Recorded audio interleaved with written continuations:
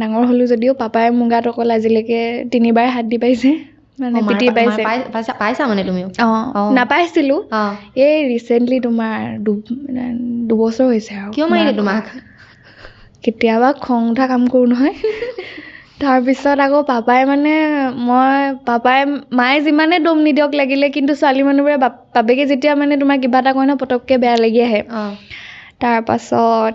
পাপাই সেই 3বাৰে মাৰি মোৰ পাপা তোমাৰ BSFত কৰিছিলে এতিয়া VRS ল'লে ঘৰখনো অকণমান ধৰি লোৱা এতিয়া এনেকুৱা এটা পৰিস্থিতি নাই হোৱা যে ধৰি লোৱা পাপা বাহিৰত নাথাকিলে মানে ঘৰখন নচলিব বা কিবা মানে লাগে 2জন মানুহ লাগে আৰু মতা মানুহ এজন লাগে বিশেষকৈ ঘৰত পাপা এতিয়া তোমাৰ ৰিটায়াৰ হোৱা 1.5 বছৰ হৈছে তাৰ আগৰলৈকে চব মায়ে হেণ্ডেল কৰি আছিলে ভাইটিক এনাই ঘৰত থৈ যায় মোক মায়ে লৈ পেলাই বিহু নচাব যায় ৰাতি তোমাৰ প্ৰগ্ৰেম কৰাই লৈ ফুৰে লাষ্টত যেতিয়া পাপাও থাকিবলৈ মন নগ'ল যেতিয়া পাপাৰ তোমাৰ পষ্টিং জম্মু কাশ্মীৰত হৈছিলে তেতিয়া অলপ চিটুৱেশ্যনবোৰ বেয়া হৈ আছিলে আৰু আমাৰো ভাল নালাগিল মন চন গুচি আহিব গ'লো আৰু